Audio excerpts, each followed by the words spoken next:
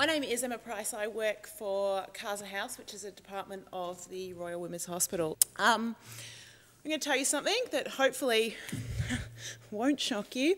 14-year-olds love to talk about sex. They also do love to talk about relationships. What may be slightly more shocking is that they can actually do this respectfully. I have seen it in practice. But what they do need is they need the space and the skills to learn how to do this. What we aim to do as part of our whole school approach is actually create those skills and that space where young people can start to become critical consumers of the messages that they get. And that probably follows on really well from Maria David and talking about pornography. And we see every day in our classrooms the effect that that has on young people. Let me make sure this works. Just a little bit of background about what Casa House is. Casa House is a centre against sexual assault. It is one of the 15 casas based in Victoria, which are based on geographical reasons. We are primarily a direct service, so offering counselling and phone and support and advice for family and friends of victim survivors as well as victim survivors, but we also have been really lucky to move over into the prevention industry, and as part of that we are working now, our biggest things are our schools programs, which I'll talk a little bit more about in a second. Just to put it into context, we define sexual assault, and this is a Casa House definition, and it's also a very Victorian definition. We would quite often use sexual violence or sexual assault. It is, we use it as the umbrella term, and we cover all behaviours, so any non-consensual sexual activity that makes someone feel frightened, intimidated or threatened. I just want to put that into context because I know we're in different states here and different agencies, and that's not what we would call a legal definition. Also just want to say that at Casa House that we do recognise, as I'm sure everybody does here, that gender-based violence is a very specific form of violence and has very different determinants and characteristics to other types of violence. And we know that for any prevention work to be effective, that it's actually these determinants that we do need to address. More so than any other probably type of violence it's about the power relationships and about those kind of, that victim blaming and excusing perpetrator behaviour and the social norms of behaviour as well. We talked about, Maria David talked about the young people, see pornography as normal, and that we're in a society where certain behaviours are seen as very normal and very acceptable. Probably a bad little example of this is I was in a school recently where a male said to a female, "Oh, I really like your t-shirt. It makes your boobs look great." Her response was, "Thank you," which probably wouldn't have been what I would have expected. But we're also talking here about teachers. These are not young people. This is a school that we work in. They're not actually one of our SAPPSS schools, I might add, but this is a school and these are the teachers, and this is a culture that is seen as perfectly normal and acceptable, which to me is a little bit scary. We are involved at Casa House in a lot of prevention programs. I'm going to talk about two of those today, which are our whole school programs, which is SAPPSS, which is the Sexual Assault Prevention Program for secondary schools, bit of a mouthful, and that's also being implemented at the moment in Canberra, as well as working in different areas in Victoria. I'm going to talk a little bit about the Prevention of Gender-Based Violence demonstration project, which is a Victorian Department of Education program. But just to highlight that we are involved in a lot of other things, the No Means No show, which some people will be familiar with, is it's a kind of spin-off from the SAPPSS program, and it's a comedy show about sexual assault. I highly recommend you all get along to it, given the chance. But yes, SAPPSS. So, what is SAPPSS? SAPPSS is developed by Casa House, and it is a whole school approach to addressing sexual violence within our community. It is based on a partnership between individual schools and Casa House usually, or other casas or other sexual assault services. It's a long-term model, and it's based on phased implementation by which schools can increase their ownership of the program. It has two main aims, and that is to prevent the incidence of sexual assault occurring within the school, but also to increase the capacity of a school to respond appropriately to sexual assault. And this is one of the biggest things schools probably have come to us asking for the program is because there's been an incident within their school and they haven't responded to it as well as they would like to. They've felt that they've let a student down by not being able to respond to it. Marie spoke about the need for young people to step outside the cultural norm. And what we, I guess, aim to do is actually create a cultural norm within a school community. And that is where young people can say, actually, this is the norm now, is to say respectful relationships are important and that we do not tolerate violence. Just quickly, this is sort of the implementation stages. I'm not really going to go through them, but just, I guess, the bit in red there is about increasing the ownership. So it is our program, but we aim for schools to be able to take it on board and have it as their own. So this is our lovely picture, and I realise the white writing is almost impossible to read for you, and that's something I'm going to have to change. But just, if we look at this as a whole model, there's probably the biggest thing is, if you look at the outside circle, is that long-term principle-driven commitment to a whole school approach. We know that young people cannot change in isolation, and nor should they be expected to. Need to create a school culture that says no to sexual violence, no to sexual assault. To go into a school, to make it work, we need to have principle commitment. We know if we do not have leadership on board, this does not work.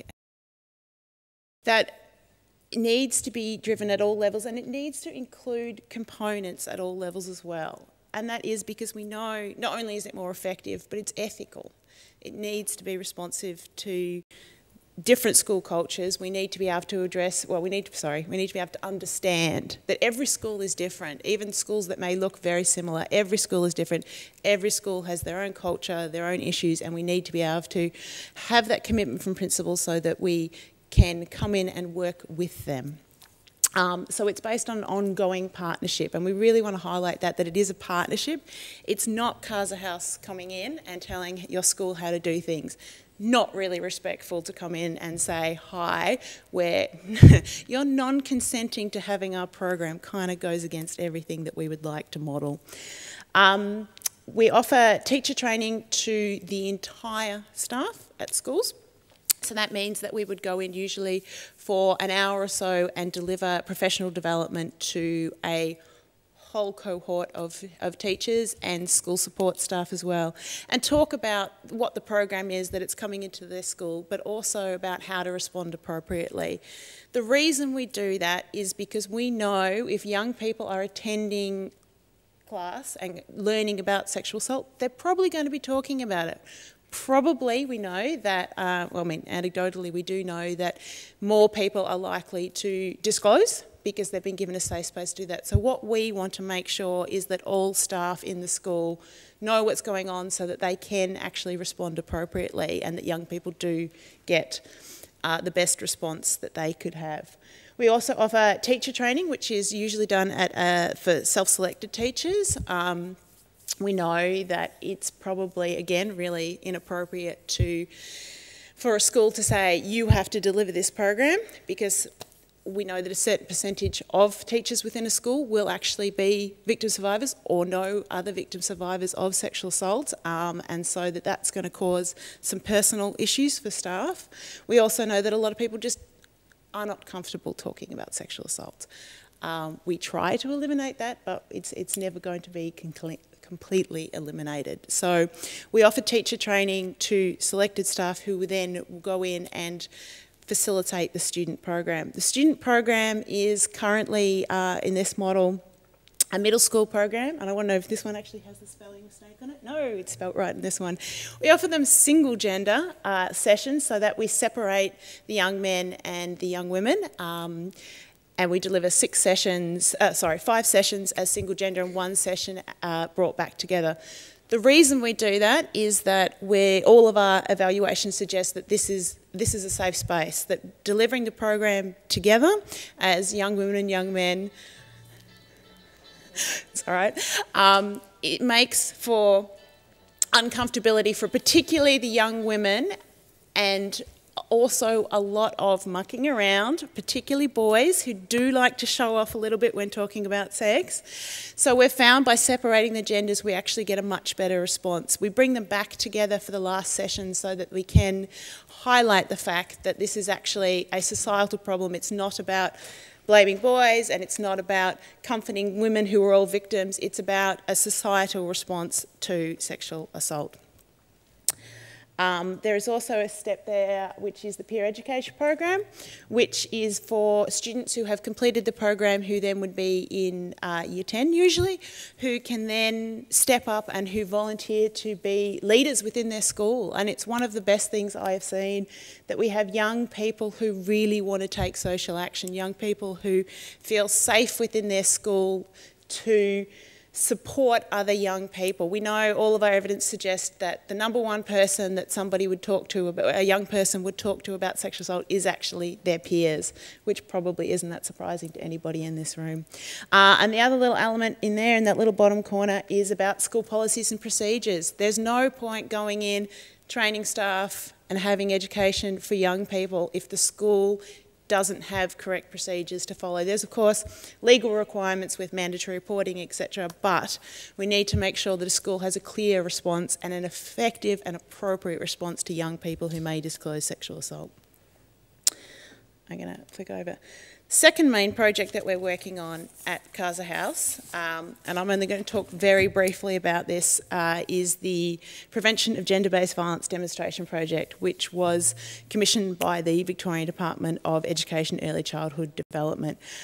It was an aim to trial, based on our work with the SAPPSS program, a overall gender-based violence. So looking to broaden rather than, whereas SAPPSS is sexual assault, looking at a whole gender-based violence and promoting respect for relationships. Very short project, it's just an 8-month project which was delivered last year. Dr. Debbie Ellis is going to talk a little bit more about that following me, but just to say that it was a model developed by Casa House, and that we, because we are not the experts in domestic violence, we engaged the Domestic Violence Resource Centre of Victoria as consultants, and that Dr. Debbie Ellis was engaged also as the curriculum consultant and to provide advice. So it was based on the Vic Health's 5 best practice guidelines for prevention education, which some people here are probably more than well aware of. And what it aimed to do is, again, was to develop a model that was reflective of this, but also reflective of that whole school approach, so that there were school environment and school culture was addressed. There was room for student leadership and to be driven by students. Really engaging community and looking broader than just the school community, which is something with SAPPSS we probably concentrate more on the school community, but also, again, that all staff and students could be supported. So I guess the question is, do whole school models work? We would like to say, yes, they do.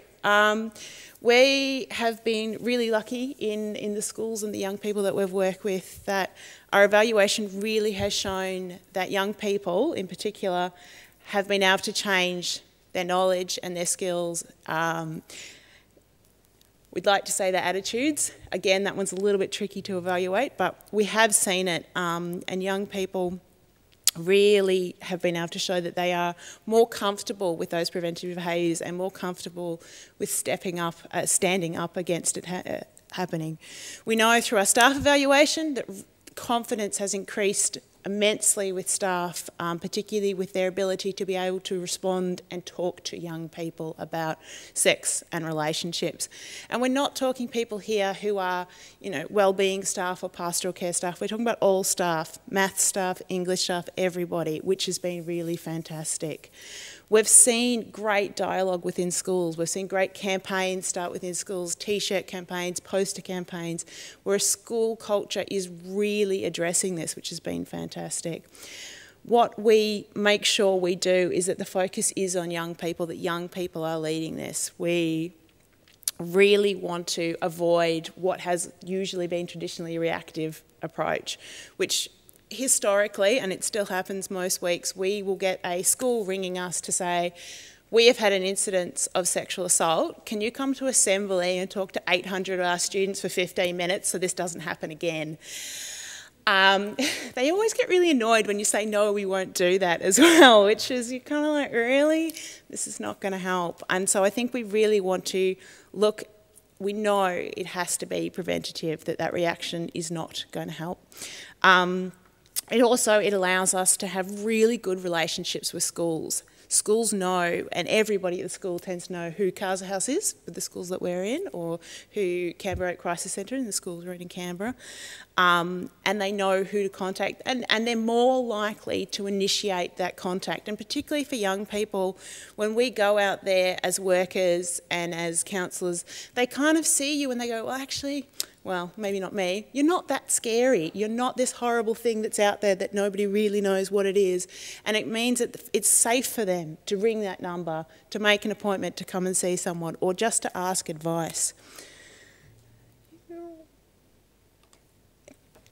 Challenges. We have a lot of challenges, and these are probably really not surprising to anyone. I was thinking about this before, about we were talking about schools and school readiness, and we've just had one of our schools pull out of our program, and it's been really interesting to see the reasons why. And the biggest reason is that was a school that was nominated by the government, and we were told to work with. This doesn't work. If schools are not ready to start addressing the problems and identifying the problem, we're never ever going to be able to work with them. If we think about the kind of the wheel picture earlier, you can imagine if you take out an element of that, yeah, the wheel might turn, you might be able to get some effectiveness, but if you take out two elements of that, that's it. The whole thing falls down. It's never going to move, and that's why we know that the whole school approach is really important, but also needs to make sure it includes all of the elements. Just a huge thing, and this is going to come again, no shock whatsoever, about release of teachers for training and the cost that is to a school. Even if we're able to provide training for free, we know, as anyone who's here who's in a school, and the fact that a lot of people here gave up their Saturdays, very surprising, because we know that that's something we've tried before to try, do it in holidays so people don't have to be released from class. Doesn't work. Because our training is currently 3 days, and that's to be able to deliver the program, and we would say that you would have to attend training to be able to facilitate the program, which is something really important as well. Unlike another program where you may, again, I'm really aware of the time here, you may be able to pick up a textbook and run with it. Sexual assault is different. If you do not have the understanding of the gender differences, the power inequity, then you are never going to be able to deliver a program effectively. So yeah, just to think about that, time and cost is massive, and a lot of schools are unable to do this. Schools that were probably really excited to have our program are just not in the position. One thing I probably just want to mention here about actually what's missing from our challenges is actually the young people. They're some of the easiest. I'm not going to say that being in a classroom with young people talking about sexual assault is not challenging, but it's actually a very, very small part of the bigger picture. Young people, they want to talk about relationships, and they really are interested in what you have to say and really interested in what discussion is going on and what their peers have to say. And time again in our evaluation, we get fed back that young people say to us, this is the first and only time we've been allowed to talk about this sort of stuff. They will make some outrageous statements that make you, particularly as a woman, feel very upset. But nobody has ever addressed this with them before about why that's inappropriate, or maybe why even they have that opinion, or where they've got that idea from. And it's really interesting for them to be able to hear other people's, and to be able to challenge other people's ideas and ideals even, in a respectful manner, that then they can actually say, well, hold on, maybe wearing a short skirt doesn't mean actually you want to have sex with me. And it's really fascinating, and it really is the biggest thing that young people continually report to us, that they want to talk about this, and that we feel it's really important to be able to do that in a respectful space. Look, not going to go through these, but just how we actually overcome the challenges can probably be summed up in probably two of those things, that it's about developing a respectful partnership with a school, and that it is really, really, the school is committed, and that it is a collaborative response, that we're not just coming in, and also that teachers are trained to deliver this. It's not us as people who come in, smile politely, we do what we do, and then we leave again. Nobody has to worry about it.